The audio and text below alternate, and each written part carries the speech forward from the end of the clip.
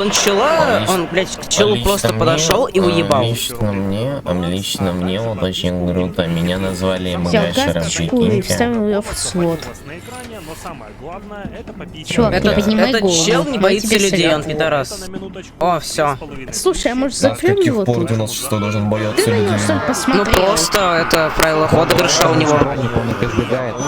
По лору он вообще никого нахуй не боится. Чё за Ему херня? самое важное то, чтобы не смотрели на его лицо. Но 96, поэтому скромник, он боится людей.